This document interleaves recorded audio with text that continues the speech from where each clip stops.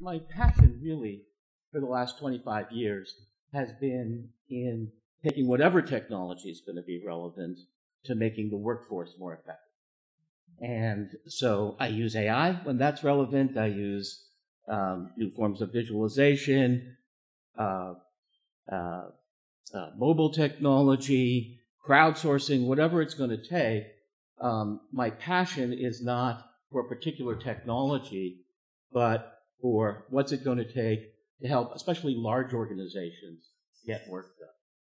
What I wanted to do today was to something a little bit different, perhaps. Normally, these presentations, we spend a lot of time talking about what we've accomplished, and at the end, maybe a little bit about the challenges that remain. I'm going to turn it around. I might touch a little bit, give you a flavor for what approaches we've been using and how we've been accomplishing things with them. But my focus is mainly going to be about challenges that I see to take things to the next level, especially challenges that relate to data science and the audience that we have here. So the title, as you can see, is Accelerating Competence, Amplifying Collaboration, Accessing Community and Crowd. Those are four of the key things that I think are relevant to making the workforce more effective, and I'll give you a sense of a little more specifics. But really the focus is now on, for this talk, how can data and intelligent systems help? All right. So that's the sort of structure of what we're going to do. The main thing I've learned when trying to make the workforce more effective is that you have to attack it at three levels, kind of at the same time. The individual, this may seem obvious, but it wasn't obvious to me, and I see a lot of folks in various companies and academia sort of laser focusing on one level and ignoring the other two, and I found that if you don't attack them together, it doesn't really work. So the individual level, the team level, and the organizational level. And I think we're, as a field, on a journey at all three levels. The journey has 3 steps. The first step has been to envision and design solutions that can work, that can be congruent with what we are learning in cognitive science and educational theory to produce more effective learning experiences. For example, we know that people do not learn well by listening to speakers up at the front of the room trying to tell them stuff. So, sorry, that's the best we can do right now. But that's not how people learn. People learn through experience, through practice, through having mentorship and coaches who help them as they're stumbling through experience. And we've designed solutions that can really help with that. Second stage is to prove out technical feasibility and usability at small scale. And I think we at Accenture Labs and others have really done quite a lot of work in the last decade or two at this level as well. The third stage, though, is handling real-world scale. And there, I think, there's no checkbox yet. Just to get you a feel for what I mean, at Accenture alone, let alone at our clients, the kind of scale we're talking about is we need every year to develop learning experiences, cover hundreds of new topics, because that's how fast IT kinds of skills change. Thousands of subject matter experts are involved in identifying what needs to be learned and designing the experiences. Hundreds of thousands of workers and learners are going to engage in these experiences. There's millions of learning activities that are executed every year and tens of millions of work hours every month. So we really need to operate at scales that humans alone are not going to be able to realize. So let's go through the 3 levels, talk about what kinds of approaches are working and where the challenges are. Technology for the individual worker to start, okay? One thing we know is that point-of-need delivery of learning is a lot more effective than just-in-case learning. If you feel the need to do something, you're going to be good at learning how to do it. And that often happens when you're on the job and you have to do it right then. But it can also happen in the context of practice simulations that create that feeling of need. And it helps a lot to have intelligent assistants to get you through it. So some of the things we've done in our lab, for example, is create mobile technology that can bring step-by-step guidance to a worker in the field, and combine that with social media that's filtered to give him relevant information about the step that he's on. So oftentimes the sort of school solution doesn't exactly match the real world, so combining the two helps a lot. Second thing down at the bottom, you can see a simulated, this is a virtual reality you put on a headset, and you can practice doing something in virtual reality, and we've combined that with an intelligent system that can coach you through it, so you can ask her to explode some device so you can see the components, you can ask questions. So what are the challenges that remain here? Well, we can handcraft these solutions, but can we automatically detect what practice experiences you need? Can we automatically generate the right simulations for you? Maybe by tracking the activities of experienced professionals.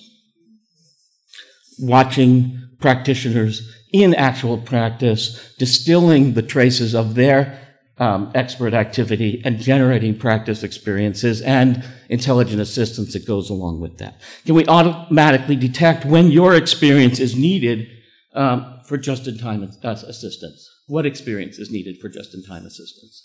Right, so what kind of practice do you need? How do we automatically generate it? Those are things where I think data science can really push the realization of these kinds of designs at scale. All right, so let me touch a little bit on the team level. What we're finding increasingly is that teams are often distributed, not just in space, but in time. So it's pretty common, for example, at a large organization like Accenture or our large clients, that in order to do any kind of innovation, you need to throw together a team that may be distributed around town or around the world. And they're often folks who have many responsibilities, and the notion that you can say, throw them in the room for a long design thinking experience and then a long prototyping thing, it's just not realistic. So a lot of what we have found to be needed is how can we do the best we can, given that we have a distributed team, we have transient participation often, and we have the need to collaborate asynchronously. So we're using a lot of tools. We've put together tools that help with that. Persistent digital collaboration tools, whiteboards that you can share from the privacy of wherever you are with teammates. And that will be there when you go to sleep and the other teammate wakes up. And we've combined that with intelligent teaming assistance, because we found when you just throw the tools out there, if you have an expert coach who's helping the whole thing work, great. But at the kind of scale we're talking about, you can't always have expert coaches. You have to assume the team's going to be able to coach itself. And so having an AI assistant that can help coach you through the process is really effective. So we've crafted that kind of thing. But there's lots of challenges that remain that I hope some of you can be working on, or you could be funding researchers at places like Stanford to work on. And so there are things like, can we automate the dynamic forming and reforming of appropriate teams? Michael touched a little bit on this. We're seeing it not just in the sort of crowdsourced organization, but even in the sort of within any large organization, figuring out who are the right people to put together for the team, swapping people out when it's relevant, when someone gets busy and so forth. Really a key to making this sort of sustainable. Can we automate the team management? I think one thing that I hadn't thought about when we started working on this is that, 20 to 25% of your teams wind up being dysfunctional. That people don't get along, they have different styles of doing things. Can we automatically spot patterns for dysfunctional teams and execute strategies for remediating those dysfunctions? Okay. So the third level I want to touch on is this organizational level, in some ways the most disruptive. And a lot of the things Michael talked about in terms of can we eliminate the org chart as the key to determining how tasks get done in the organization, and replace it with things like online talent brokers and automated assistance for creating job posts, selecting talent markets, selecting candidates. Those are key. So, for example, we've deployed in Accenture internally several online talent markets where there are tens of thousands of hours that are now brokered through these online talent markets, largely through internal talent, but also mixing in external talent through third-party talent markets, public talent markets. Tens of thousands of hours a month that are executed through work that's brokered this way.